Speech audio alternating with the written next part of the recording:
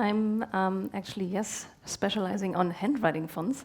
And just for me as a personal survey right now, who of you ever worked with handwriting fonts or created their own handwriting font or just experimented with, ooh, yay, so many, so cool.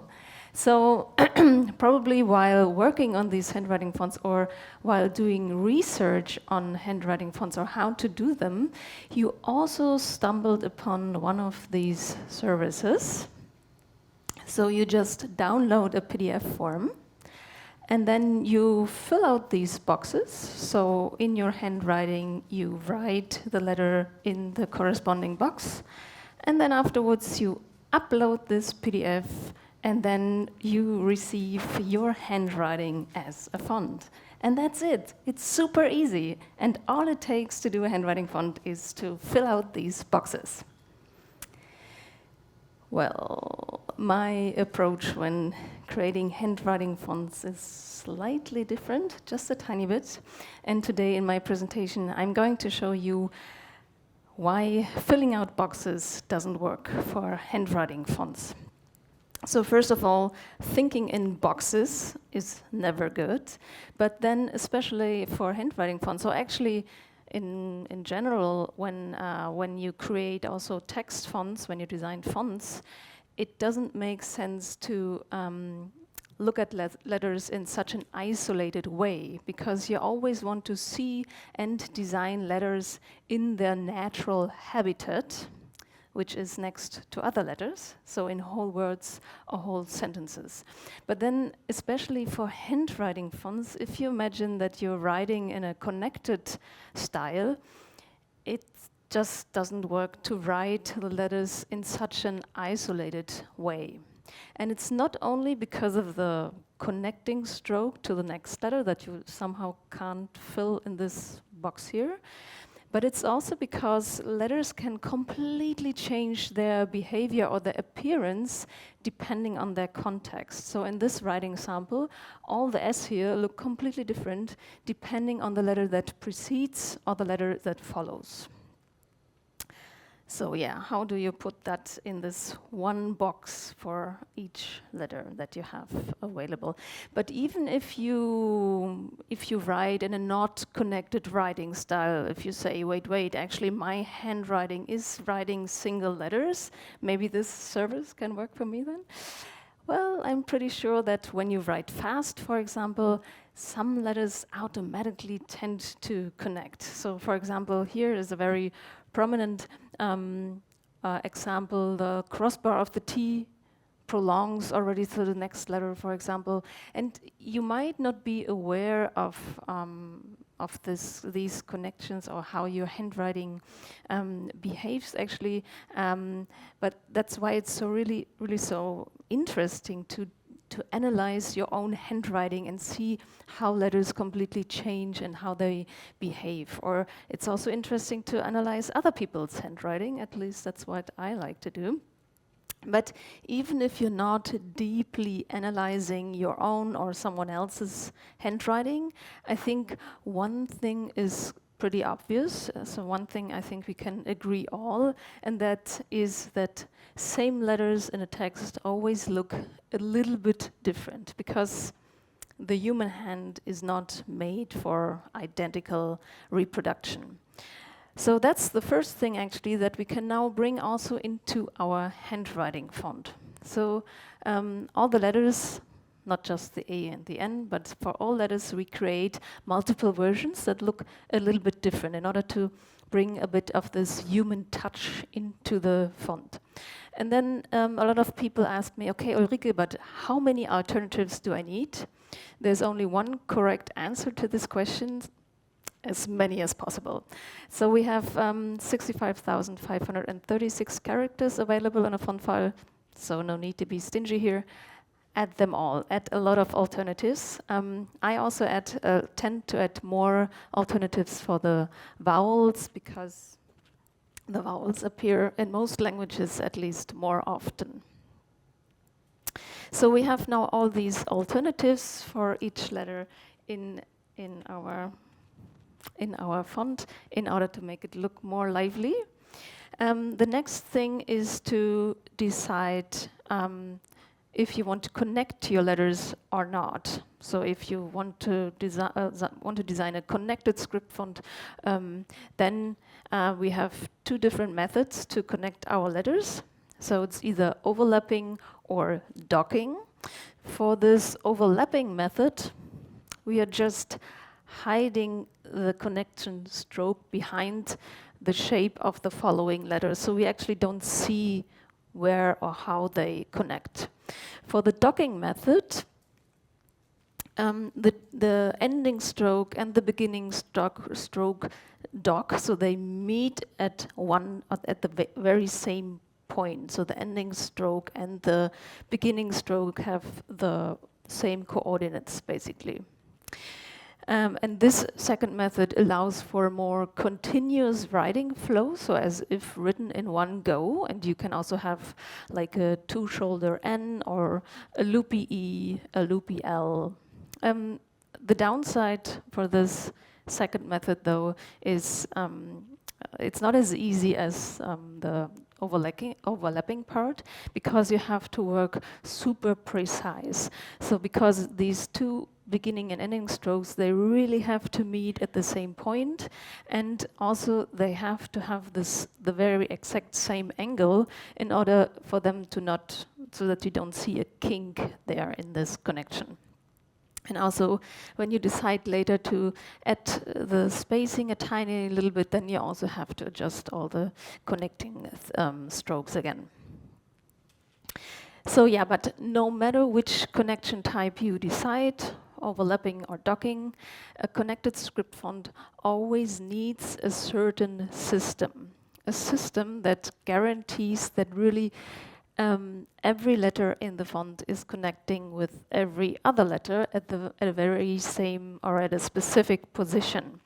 So unfortunately, this this system then kind of results in a certain rigidness. So it looks very repetitive and not very natural. So in order to break now this system, we go back to our writing samples and watch out for these particular letter connections. And then we bring these pairs of letters into our font as ligatures. And then we have all these ligatures that then replace the two single letters by this one optimized character that connects the letter in a more natural way, in a more continuous writing flow, and adds a little bit more variety to the font and how letters connect. And also here, the more, the better. And I don't know, maybe you didn't know that ligatures are not only limited to 2 characters. You can also bring whole words from your analog writings into the font in order to make the font look a little bit more lively. So yeah, for these ligatures, it's also important to also add alternatives for the ligatures. So not only for all your letters, but also for the ligatures, add a couple of alternatives in order to keep the illusion of real handwritten text. And then one more thing that a lot of designers actually forget, adding alternatives also for all the punctuation. So I'm coming back now to the connections. So here is an example of the overlapping connection. In order for the letters to connect to the next letter, this connecting stroke has to be quite long. And this often looks strange when the letter is standing at the end of a word, because this connecting stroke has no job here. It's just hanging there in the air and yeah, like a long forgotten rudiment, and it's just doing nothing. And I often see logos that have these unnatural connecting stroke hanging there in the end, and then you can instantly tell, okay, this is made out of a script font. Because nobody would write like this with this unnatural connecting stroke or unnatural ending there. And then my first question is, why didn't they commission someone to do a proper lettering for this specific letter combination? But then, you know, maybe they had to use this font, which is also fine. But then my second question is, why didn't the graphic designers spend like 10 minutes to cut off this connecting stroke at the end of the letter in order to make it look a little bit more natural? Yeah, unfortunately, I mean, I often see these logos made of script fonts, and unfortunately, I cannot not see these unnatural endings hanging there at the end of the logo. And I'm sorry to say that from now on, you also won't be able to not see them. Sorry. Yeah, that's why when I create my script fonts, I already envision all the logos for chocolate brands, for example, that the designers might design with my fonts. And that's why I add an additional version to each letter without the connecting stroke, so just with a short ending. And this additional version for each letter also comes in handy for yet another possibility to make our handwriting fonts look a little bit more natural. Because, as always in life, it's not just black and white and not just connected and not connected, but there's also semi-connected. And then we can now use these additional letters without the connecting stroke, so with these final endings. We can now use them also every now and then within a word in order to break this rigid connecting system. So let's do a short recap. We have all the alternatives for our letters, and then of course also connecting versions, not connecting versions. We have ligatures with alternatives, and also here connecting versions, not connecting versions.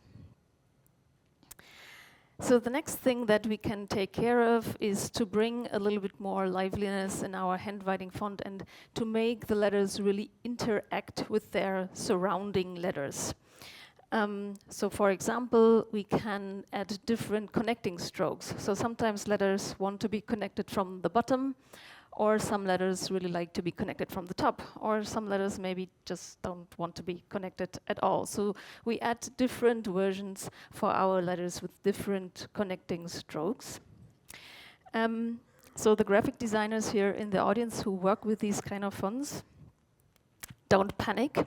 You don't have to pick all these alternatives manually and decide yourself, okay, which version did Ulrike think is the best for this letter combination? Because obviously the type designer has already taken care of that, because fonts are actually tiny pieces of software that you can pack with all kinds of instructions and rules on how and where a certain alternative or a certain connecting stroke should be inserted and when not. And then also all these alternatives that look a little bit different can also be programmed in a way to have as little repetition of identical letter forms as possible in the text that we type. And this is possible thanks to OpenType features.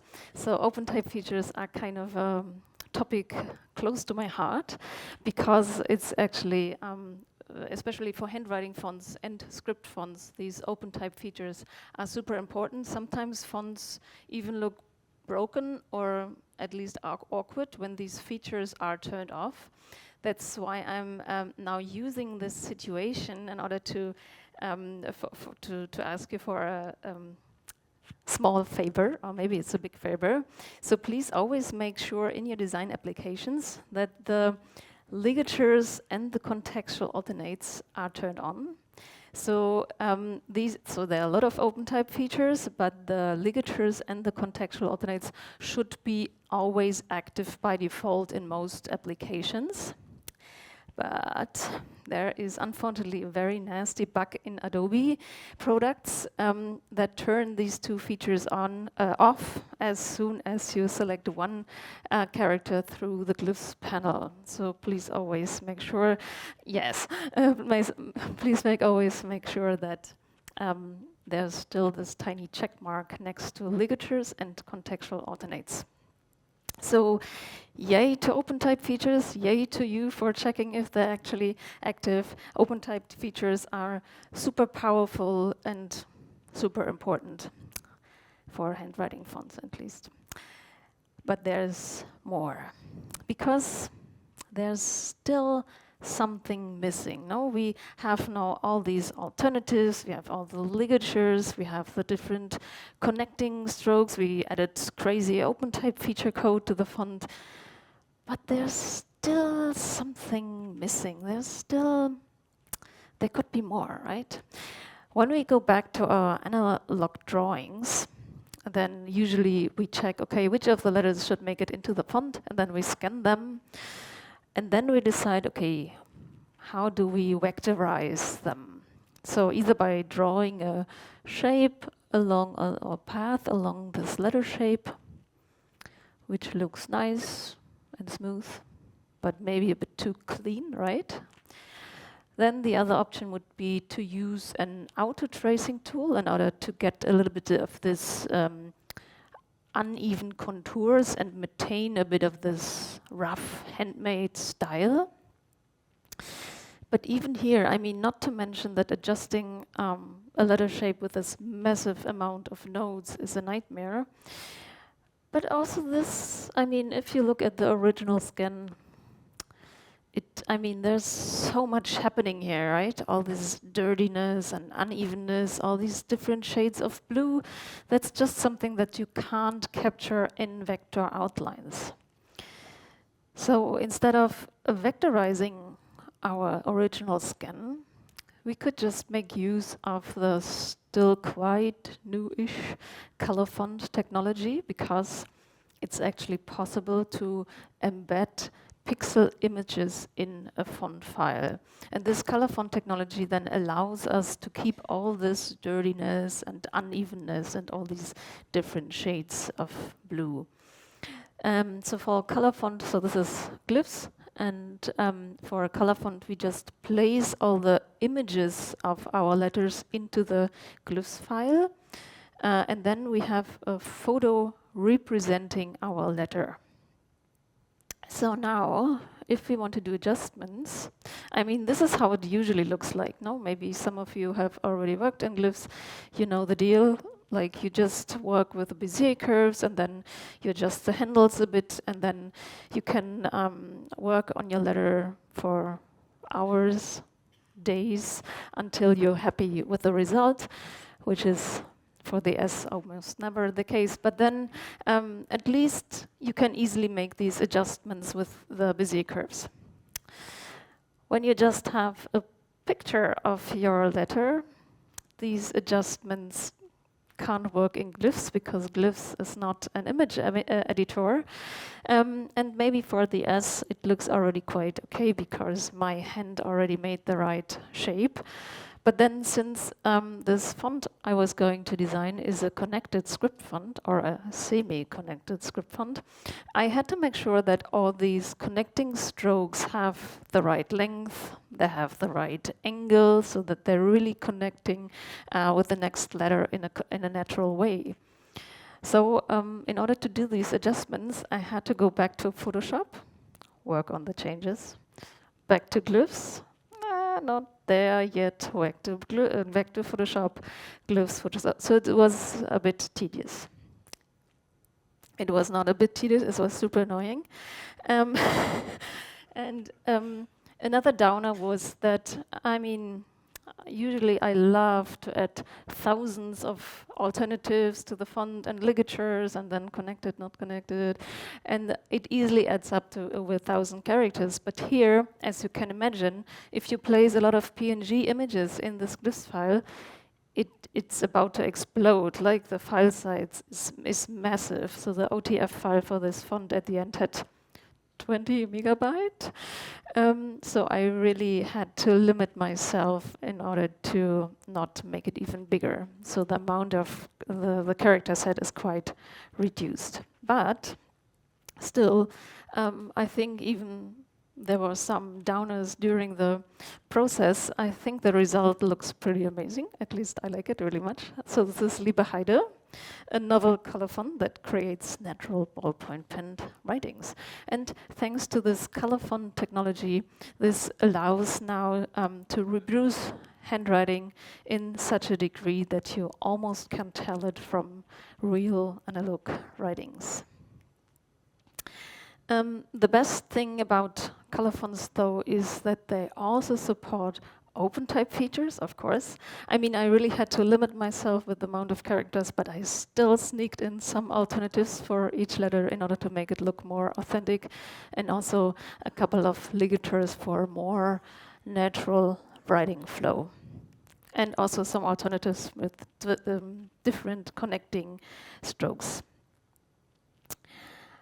But there are also some fun features. So some characters are replaced by a ballpoint pen emoji. So for example, colon hyphen parenthesis, or colon hyphen capital D.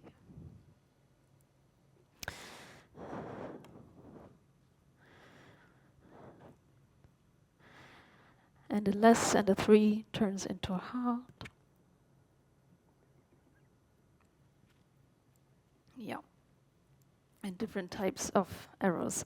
But my favorite feature of the font is actually the strike through and the underline in order to get the full handwriting experience.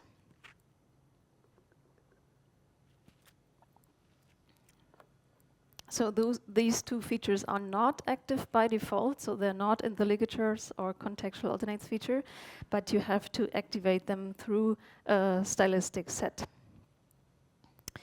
If you have any questions about OpenType features, get in touch with me in the break. I'm happy to talk about OpenType features all day long. In case you wondered, yes, color fonts also are supported in most browsers, but then for the type tester on my own website, I made a subsetted version of the font because, as I mentioned, the OTF file had 20 megabytes, and nobody wants to load that on the web server. So here, the subsetted version has a reduced character set and only holds the low resolution images. It still has 4 megabytes, which is quite massive for a website, but don't tell anyone.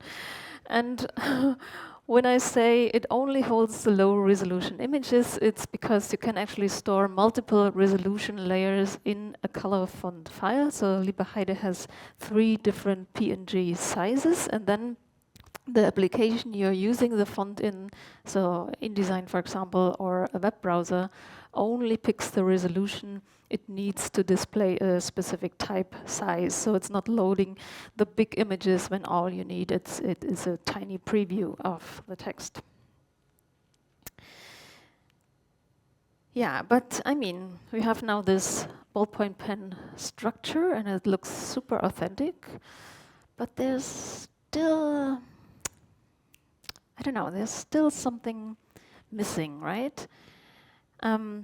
So I currently released the vector version of the font, and I can tell you it was so much easier working with vectors after that. So pleasant and effortless to work with vectors. And also easier then to add different weights to the font. And vector outlines, as you know, can be interpolated and therefore be variable. Because actually what I was thinking is that, okay, ligatures looks super authentic, but then it's only this specific writing style. But as you know, handwriting is such a personal issue. No, everyone has their own handwriting. It's also a way to express personality. So I thought maybe I can make use of this variable font technology in order to make the handwriting a bit more adjustable. So now here in this experiment, does it work? Yes. We have different parameters, and then you can decide maybe you're more the forward slanting writer or more backward slanting. You can decide how expressive your handwriting gets. And then you can, of course, combine all these possible parameters in all kinds of combination and really customize your own handwriting. And then here's another one. So when I released the color fonts, the pixel version of Liebeheide, someone said to me, yeah, this looks really super authentic, but then still people will know that I haven't written that love letter because my handwriting looks super shitty compared to this beautiful writing style. And since I really care about customer complaints, here you go. Here is your sloppiness axis, and with that, it's up to you to decide how legible your handwriting is. So, but there's still, I don't know, there's still something missing, right? Because it's kind of static text. You type it and the letter is already there. You can't really see how someone writes. You can't really follow the process of the pen on the paper, and you're not witnessing the signature being written. So I thought maybe I can write or program an SVG animation of the letter being written and then embed that in a font so that I can type my signature and also see how it gets written. So I'm typing out my signature and it gets written. Yeah, short disclaimer, don't try that at home. It's not really common font practice to embed SVG animations in the font, but I think it shows in a very nice way that we have a lot of possibilities and there's so much we can do in order to make handwriting fonts look more human, more lively, and more authentic. And if you still think there's still something missing, well, then just grab a pen and write by yourself. Thank you.